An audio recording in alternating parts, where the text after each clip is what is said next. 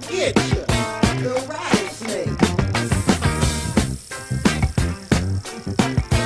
This is The Honest Brew here on thehonestbrew.com. He's Shane Kale. I'm Ben Heisler, joined by a very special guest, good old number 24 for the Chicago Bulls, and that is Brian Scalabrine. Scal, it's Ben and Shayn. I heard the weather is just absolutely sensational in Chicago today. Were you able to enjoy your Tuesday afternoon? Yeah, well, we had practice. I'm just getting out right now, but it's been good. I mean, I hear it's uncharacteristic for Chicago to be this great, but no, it's been good. Well, it was a good back-and-forth game Monday night, 104-99. Bulls won against the New York Knicks. And let's break down that game a little bit, particularly with how Derek was able to bounce back in the second half. And I guess I should say it's not a surprise. How does this team respond whenever he has the ball in his hands? Do you want to just move out of the way and let him work? What's sort of the mindset in that third and fourth quarter when you know Derek is going to be able to take over a game? Well, it's not as clear-cut as that. I mean, we're in the NBA, you'll never succeed with just getting out of the way and letting one guy go to work.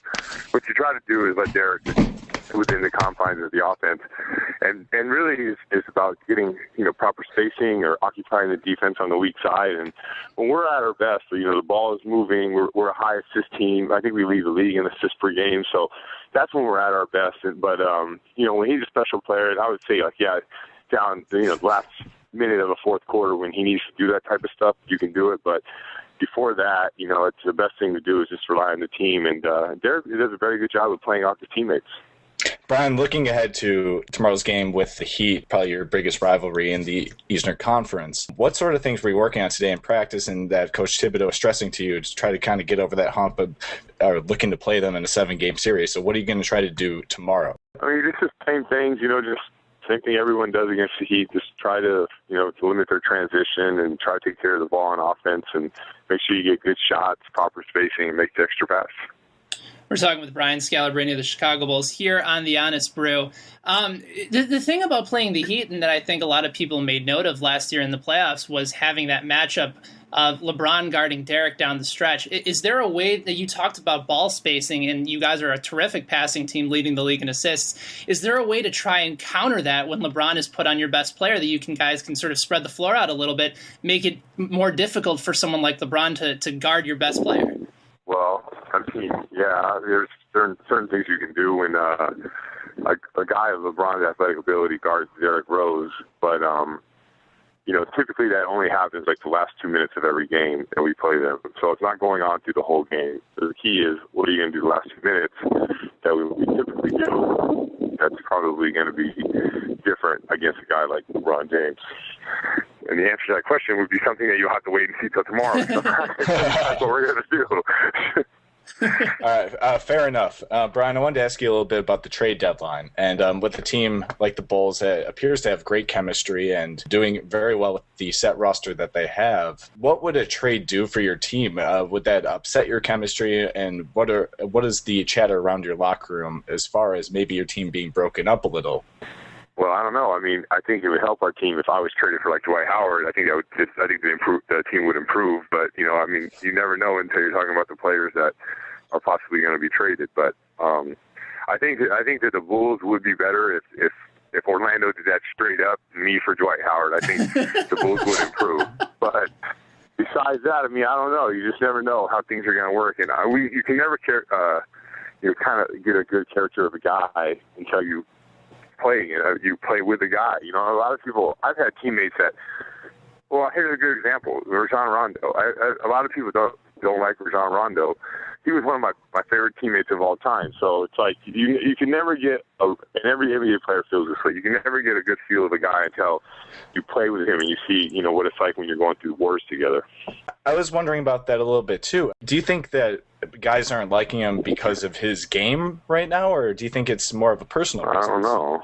I don't understand. I don't know if NBA players don't like him. I know there's people in the media that don't like him. I know there's probably coaches and general managers that don't like him. But personally, I don't understand how any basketball player would not want to play with Rajon Rondo and the way that he averages like 10 assists a game. He makes everyone around him better. I just don't get that kind of thing. But those are things that are, I don't know, blown up by the media or those are part of the game of basketball that I'm not a GM, I'm a player. I'm not sure why people feel that way.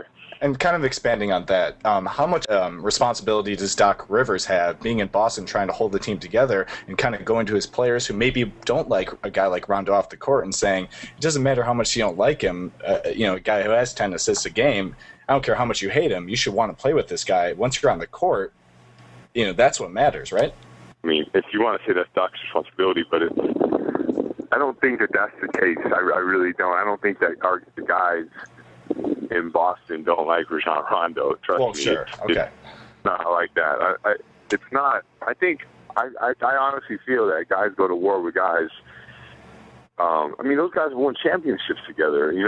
Or a championship together. So, like those rumors and the trade mill and all that stuff. It's just, I don't know if it's media fabricated, but a lot of stuff comes up that never happens. And I don't know if how guys deal with that, or how it continues to go on and gets pushed off, or it comes back, or it resurfaces the way that people describe it. But a lot of that stuff is false. But I guess to answer your initial question, yeah, it is a responsibility of a coach.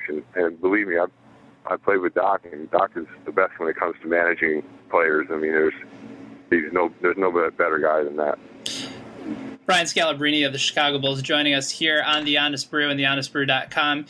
Like you mentioned, you played for Doc Rivers in Boston. You were one of the lone guys, if not the lone guy, who also knew Tom Thibodeau before he came over to Chicago. And I'm curious to get your perspective, Brian, on the difference between Tom Thibodeau, the assistant coach, versus Tom Thibodeau, the head coach, and whether or not his personality or his style or sort of his coaching techniques have really changed at all, going from that assistant head coach into the main guy. You obviously have more responsibility as a head guy. You have to manage. You have to deal with media, general managers, presidents, owners. Like, those are things that's the next step you have to take as far as when you become that head coach. But as far as coaching, I would say he's no different. He's just better because he has more experience now. But as far as his preparation, the way that he worked then, he works now. His demeanor then was the same as his demeanor now. He cares about his players then, he cares about his players now. Like, those are all the things that are the same. Like I said, the only thing that's different is, all the relationships that you have to cultivate through the media and the owners and the presidents and, those type of things. He didn't have to do that in Boston. That's really the only difference. And one thing that players have said out of Coach Thibodeau is that he has done a terrific job of making sure guys on the team know and understand their role on that team. So let's ask you about that. What does Coach Thibodeau expect out of you personally and of your team as a whole? When he delivers that message to you, what do you expect from him? To be honest with you, all he wants us to do is just go out there and play hard every night. Make sure you get your work in, take care of your body, prepare like you're playing for an NBA championship every time you go on the court. And you have to give that effort, that attention to detail, because, it's a long season. You play 4 games in 5 nights. You have, there's a lot of things that come up. And, we have lives too. I have a family, other guys have families. And, there's a lot of things that go on in your world. And all his whole thing is to make sure, hey, you're here to play, you play your heart out. That's what you have to do. When you're here to work, you're going to work as best you can. And when you're taking your time off, you need to take your time and make sure you're recovering and you're getting your body right. And if he asks you all those things, not, I want you taking 6 shots a game, I want you taking 11 shots a game, I want you setting screens. He's not like that. He wants you, you'll know what those are. You have to be from Mars to not know what your role is on our team. No one on our team, everyone knows where they're at. His commitment is, what are you doing to make sure that you can win an NBA championship? Are you taking care of your body? Are you getting your rest? Are you working on your game? Are you working on your weights? If you're doing those type of things, that's all he asks for you to do. He doesn't care about missed shots or anything like that. Play hard, take care of your body, and let's play like we want to win a championship. Brian, do you feel like there are coaches out there in the NBA, maybe in the college ranks, that do micromanage their teams too much? And maybe have you ever played for somebody like that completely contrasts to Tom's style? Those are common. Those are things that I've been to war with coaches, whether I liked them or didn't like them or anything like that. I'm not going to share that with the world. Those are things that, it's just not my personality. But Are there coaches that micromanaging? Yeah, sure. If there's coaches that micromanage, there's coaches that don't do any kind of management. There's coaches that all across the board. And listen, you can be successful all across the board. You can be successful micromanaging. You can be successful not micromanaging. You can be Phil Jackson and do yoga. You can be Rick Carlisle and methodically run through your plays and let your players, innovate as they go. I mean, there's a million different ways to win in basketball. What you have to do is just make sure that your personality matches with your team. Brian, I want to ask you about your day-to-day grind in the NBA, because I remember from a few months ago when you were getting a little bit more playing time, when some of the guys were dealing with some key injuries, you were out there and you were playing more minutes than maybe you typically do per game.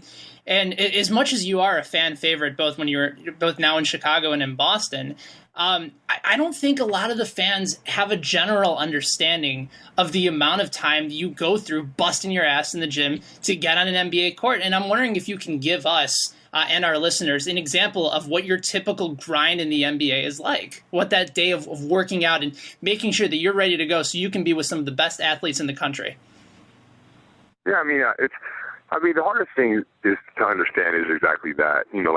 Just for me to sit on this bench, you have to understand the amount of work for me to go in. And listen, I mean, if fans want to mock me, I'm not saying they are. Believe me, I'm not saying what they are, what they're not, or if other away arenas, you choose that as an example. If they want to mock me, you would really have to check yourself, because you have to really, really, really understand the talent level where I stand compared to the talent level at which I'm going against.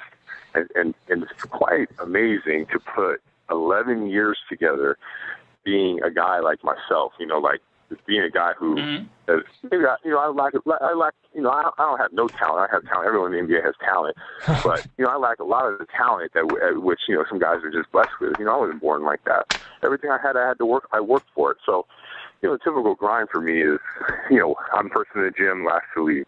There's an opportunity to get a massage to help my body. I'm 33, I'll be 34 next week, and those are the kind of things that I have to do to prepare myself to play. And here's the craziest thing of all. So, like 2 games ago, I shot a shot and I was short. So last night I shot a shot and I was long. So where like a superstar is making those adjustments, like, okay, my last shot was a little bit short. The next time I shoot, I want to get my legs under me. I'm making those adjustments like week by week, So I think that's the hardest thing for me as a player to do. I get warmed up, I feel good, my shot's the same. All right, that's good. I get out, get my legs under me.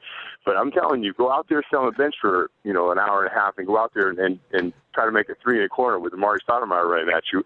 I mean, those things are not easy. But that's my job. That's my job. That's my job to do. It's not. I can't sit here and make excuses. This is what I'm supposed to do. So and all that work I put into it comes down to, probably one shot or, one defensive stop or one rebound or something like that. So, my game is magnified with that. But yeah, I mean, of course, it's a lot of work for me to get into there, and hopefully I can continue to play. And with those adjustments, is there added pressure on you being such a fan favorite in Chicago? No, I don't feel that. The only pressure I feel is from Thibodeau. That's it. I don't want to let my teammates down. I don't want to let my coaches down. I don't feel like my wife can give, doesn't give if I make a shot or miss a shot. Like the people that really matter in my life are my teammates, my coaches, my family. Those are the people that matter. I mean, don't get me wrong. I'm not trying to miss. I want to make a shot and the crowd goes wild, whatever it is. But like I said, I don't have that pressure from the crowd. Brian, have you ever thought of it makes me wonder, have you ever thought about like studying the mentality of a relieving specialist in baseball, like a guy that comes in for one batter? Because I understand what you're saying, but even he gets warm-up pitches. What if I stop the game like, yo, hold up, let me get a few shots before I check in? Everyone, ringing in scout, okay, everyone just relax. They go to commercial break. I shoot a couple threes, boom, boom, boom. Okay, I look at the ref, I'm ready to go. And then we start the game again, Yeah, I see what you're saying. Yeah, I can do that. Like, you know what? Our sport is so different like that. There's not another sport out there where you don't you go to a baseball game, between innings they throw the ball. Sometimes guys in the back take BP. Pitchers are, hey, let me throw a few right now. Let me get stretched out. Oh, I'm going to go in. Okay, let me get warmed up. Soccer, they're running up and down. Football, almost the same thing. The offenses, they can kind of stretch out, get on the bike, just, all right, I know offense is on now, the defense is going on next. Basketball is the only sport when you sit there and actually just go into the game. Either cold, hot, whatever you are, you're just going in. So that's, but believe me, it's been like that for 70 years. I mean, it's the way it's going to be. I think what you can do, Brian, is the next time there's a dead ball, just take the ball and just shoot a 3-pointer from wherever you are. And there way you get your open shot. I thought about that. They'd probably bang me with a delay game or something like that. Yeah, Brian, guys will go off to the exercise bike in the corner of the stadium and ride a couple. I tried that. I've tried all that, but the problem is the amount of attention that I get from going in the corner. It builds the anxiety of everybody around. Like, oh my God, he's on the bike. He might get in today. Oh man, we gotta take a picture. Hey, film this. Like, man, I go on YouTube. You just keep finding me on the bike, right on the bike. I mean, come on, who films that stuff? And Brian, one thing you got to realize is that I'm one of these people who's a dumb Chicago fan a lot of the time. When we go to Bears games, we cheer at the wrong time, like when the Bears have the ball and we shouldn't, and we cheer when you're trying to get mentally prepared to go into a game. So I on behalf of all stupid Chicago fans, I'm sorry. I don't feel like I do know about the NBA, and I know about the entertainment of the NBA. And you know what? People come to Chicago and for sure tomorrow in Miami, they're going to be loving. They're going to be. Oh, yeah. It's going to be dialed in, right? But some of these games, they care about their Big Mac when the 100 points come. Damn right we do. The Dunkin' Donuts race, and they care about when the White Mamba goes in. So, we get loud cheers for those kind of things. Yeah, and if you were a fan, you could sympathize. You would want your Big Mac, wouldn't you? Of course I could. I can show. Look at son. See that guy over there? He made it. You can make it too. Maybe it gives everyone hope out there. I don't know. That's amazing. I'm like Obama. Hope. The audacity of Scalabrine. When Stacey King first called you the White Mamba, and the crowd just immediately started to embrace that nickname, were you a little caught off by surprise? Were you always the White Mamba, or was that something that Stacey coined for you? No, it came out new. What really happened was, Kobe came out with his commercial, and I happen, believe me, I wear Kobe's old shoes because they're probably the best shoes Nike has ever made by far. They're the most comfortable shoes I've ever had in my life. So, he was a Black Mamba, and I was like, these shoes are good. I went to Nike ID, I ordered some, they were white, and I said, he's a Black Mamba, the world's most deadliest snake. And I'm the White Mamba, the world's most dormant snake. So when I came with that, Stacey King loved it, and he went with it. And believe me, if I were to call myself the White Mamba by myself, it wouldn't have went anywhere. So really, I give all credit to Stacey King to make this nickname. And now there's T-shirts, there's signs. This is it is quite remarkable. Are you getting royalties for them? Are you getting royalties for the shirts? Is Stacey giving you a little bit of coin? I'm not a big fan. I know. People have asked me about that, but my whole thing is you know what? If people want to do that, let them do that. I don't really care about that kind of stuff. What am I going to make? A Nicholas shirt? I don't. People can do.